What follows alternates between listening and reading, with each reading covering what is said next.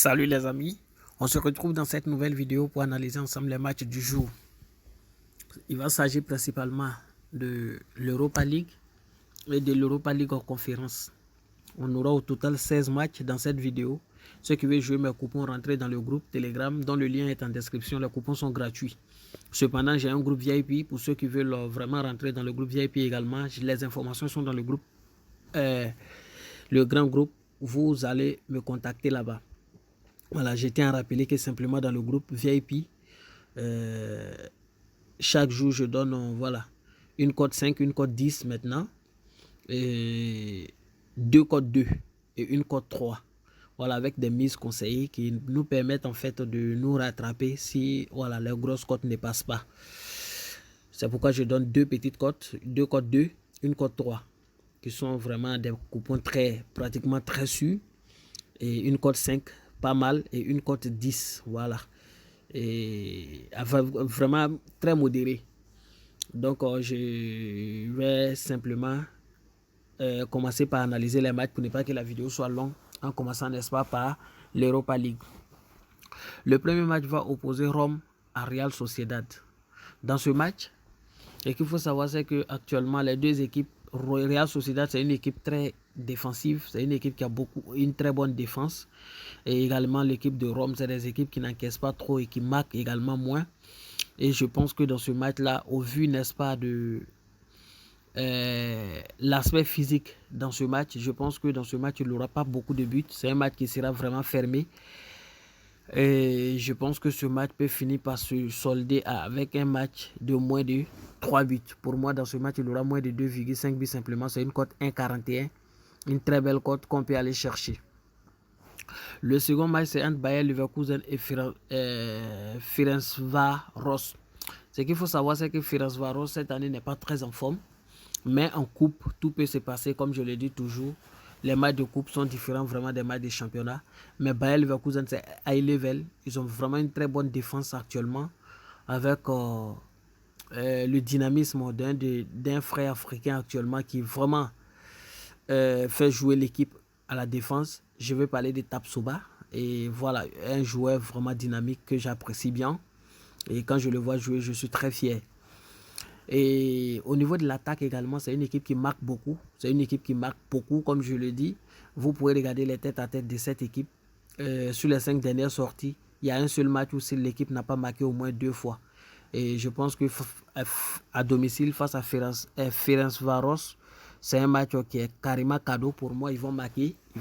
Et pour moi, ils vont finir par remporter le match. Victoire de Bayer Leverkusen. Voici Sporting qui joue face à Arsenal. Au niveau de l'état de forme, Arsenal est plus en forme. Au niveau de l'effectif, sur le papier, Arsenal est au-dessus.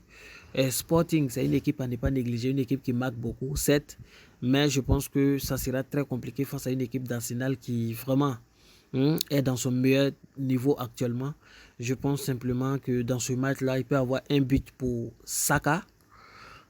Et à côté, je pense que Arsenal ne peut pas perdre le match. Victoire ou nul, n'est-ce pas, d'Arsenal. Et il y a Union Berlin qui joue face à Royal Union Saint-Gilloise. Union Berlin également, c'est une équipe qui n'est pas dans son top niveau actuellement, qui fait vraiment des dents de scie. Vous allez regarder, c'est une équipe 7, vraiment qui n'est pas mal en coupe, avec vraiment la récente élimination d'Ajax. Mais c'est une équipe qui marque moins actuellement, de même que l'équipe de Royal Union Saint-Gilloise qui perd vraiment beaucoup de matchs. Mais je pense que quand même dans ce match, il aura plus de 1,5 buts. C'est une cote 1,50. Voilà, plus de 2 buts dans le match, je pense que ça peut passer. Une cote 1,40 ou 1,50, je ne sais pas trop. Voilà, sur BetWinner. Juste après ça, à 20h, je suis toujours en Ligue Europa. À 20h, on aura Séville-Fenerbahçe. Ici, moi, je pense que c'est l'expérience qui a vraiment joué le match. Séville n'est pas en forme. Fenerbahçe est très en forme que Séville actuellement. Fenerbahçe a des attaquants vraiment pépins avec Valencia que vous connaissez, que d'autres ont découvert en Coupe du Monde. L'attaquant de... C'est la Colombie, non? Oui, je pense bien. Et il est très fort. Il est très très bon actuellement. Et je pense simplement que dans ce match-là, Et pour moi, il aura beaucoup de buts. Hein. Pour moi, il aura au moins 2,5 buts dans ce match. Mais je ne vais pas aller sur cette base parce que je sais que Séville, c'est le maître des Ligues Europa. Même quand Séville est faible, comment, en Ligue Europa, c'est une équipe qui se retrouve vraiment bien. Et je pense que dans ce match, Séville peut partir avec la victoire de Séville. Il y a Juventus qui joue face à Freiburg. Juventus s'était fait surprendre, n'est-ce pas, par Nantes 1-1 au match aller des 16e de finale. Je pense que demain, ils ne vont pas commettre la même erreur. C'est vrai que Freiburg, c'est un gros morceau cette année. Mais je pense que dans cette première manche à domicile, puisque sur le papier, Juventus est au-dessus ici au niveau de la forme actuelle également, je pense qu'ils peuvent s'imposer simplement dans ce match, victoire de Juventus. Il y a Manchester United qui joue face à Betis. À première vue, les gens pensent que Manchester United est une équipe, est vraiment le favori. C'est vrai, sur le papier, ils sont les favoris. Mais ils sont face à une équipe qui est vraiment imbattable, une équipe de Betis qui est très soudée. Je vous dis toujours, Betis c'est une grosse équipe. Je ne sais pas comment ils s'arrangent pour, n'est-ce pas, ne pas être à la hauteur. Mais cette équipe de Betis a tous les rudiments pour causer d'énormes problèmes à United. Pour moi, dans ce match-là, les deux équipes peuvent trouver le chemin d'effiler les deux marques. Enfin, Shakhtar Donetsk qui joue face à Feyenoord. Ici également, je vois les deux équipes marquées parce que Feyenoord, c'est une équipe qui marque beaucoup mais qui encaisse beaucoup. Alors qu'on est en face d'une équipe de Shakhtar Donetsk qui est très solide offensivement. Donc pour moi, les deux équipes vont marquer simplement dans ce match. Donc voici un peu mon point de vue sur l'ensemble des matchs de Europa League. Je tiens à vous rappeler que je donne mon point de vue. Ceux qui veulent jouer mes coupons, venez dans le groupe Telegram officiel. Le lien est en description de la vidéo. Je commence avec la Ligue Europa Conférence. Les matchs de 17h45, il y a Ajax Larnaca qui joue face à West Ham. Ici, l'expérience va beaucoup jouer dans ce match et je pense que West Ham a tous les rudiments pour causer d'énormes problèmes à Ajax et finiront par s'imposer, victoire de West Ham. Anderlecht Villarreal, c'est un match où je vois simplement, n'est-ce pas, Villarreal vaincre parce que Villarreal est vraiment réveillé maintenant. Ils ont connu une période difficile, mais ils sont réveillés. Lors des deux derniers matchs, j'ai bien suivi. Je ne me suis pas fait raconter les matchs. J'ai suivi les deux derniers matchs de Villarreal. Ils sont très bons. Et je pense qu'ils peuvent causer d'énormes problèmes à une équipe dans les Lech qui défensivement est très faible. C'est pourquoi je vais aller sur la base du fait que Villarreal peut remporter ce match simplement. Ou encore un autre type de pari qui peut passer, c'est Villarreal ou match nul et plus d'1,5 but dans le match simplement, ça peut passer. Il y a Nice qui joue face à Tiraspol. Tiraspol, ce n'est pas le Tiraspol qu'on connaît. Cette année, Nice a été humilié par Marseille. Je pense que c'était 1-0 en week-end. Et je pense que dans ce match-là, c'est le lieu de se rattraper, bien qu'il ne soit pas à domicile. Tiraspol, c'est une équipe à ne pas négliger, mais Séville a tous les rudiments. Nice a tous les rudiments dans ce match pour s'imposer. Les matchs de 20h, il y a Bâle qui joue face à Slovan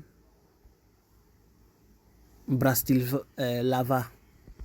Ici, Bâle est favori, mais Bâle est une équipe qui encaisse beaucoup cette année. C'est pourquoi je pense que dans ce match, simplement, les deux équipes vont trouver le chemin des filets pour ne pas être long. Fiorentina Sivasspor, c'est le jour et la nuit. Victoire de Fiorentina qui est défensivement plus assise ainsi que offensivement. Sivasspor, c'est une équipe qui encaisse beaucoup.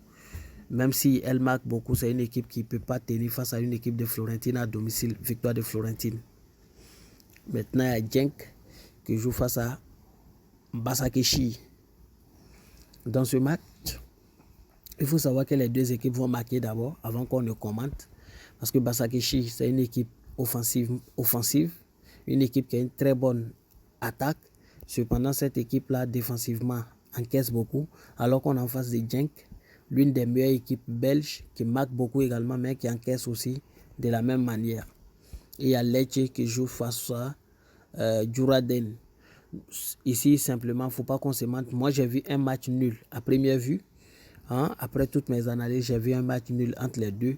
Mais j'ai compris tout de suite que dans ce match-là, il aura plus d'1,5 but parce que quand je regarde les deux équipes, ils ne se sont pas encore confrontés. Mais quand on regarde les 5 derniers matchs de Djurgården, on se rend compte que c'est une équipe qui marque dans tous les 5 derniers matchs. Ils ont marqué dans l'ensemble des 5 derniers matchs. Quand on prend les 10 derniers matchs, il y a un seul match où ils n'ont pas marqué. Donc vous voyez que dans 90% de leurs matchs, c'est une équipe qui marque au moins un but. Quand on prend Lecce également, vous allez constater que sur l'ensemble des 10 derniers matchs de cette équipe, il y a seulement 3 matchs aussi où ils n'ont pas marqué. C'est pourquoi je pense que dans ce match, il aura au moins 2 buts. Et cette équipe défensivement est très assise. On l'a vu face à Bodo Glimt. C'est la seule équipe qui a pu tenir tête à Bodo Glimt, hein, en conférence Europa League, où Bodo Glimt n'a pas vraiment trouvé le chemin des filets. C'est pourquoi je pense qu'ils sont très solides défensivement. On peut aller également sur les victoires ou nuls. Mais les 2 buts, je pense que c'est cadeau, les 2 marques. Voici ainsi mon point de vue.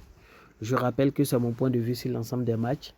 Suivez la vidéo. Ceux qui veulent faire des longs coupons, vous savez les matchs que vous pouvez choisir. À côté de ça, je vous rappelle que les coupons seront dans le groupe Telegram demain à partir de 13h, 14h. Et ceux qui sont également dans la crypto, je mets en description de la vidéo le lien pour aller sur OKX, l'un des grands échangeurs actuellement classé 3e. Je pense que depuis qu'Elon Musk a commencé à suivre l'échangeur, voilà, les choses ont vraiment changé dessus. C'est un échangeur où vous pouvez vous inscrire. Hein? Il y a également Binance et il y a Get.io. Je vais mettre tous les liens là en description. Ceux qui veulent un partenariat, une publicité, vous pouvez me contacter sur Aceidou. C'est mon adresse email qui est en description également. aceidou112@gmail.com simplement. Merci à vous, bien de choses à vos familles et bonne chance.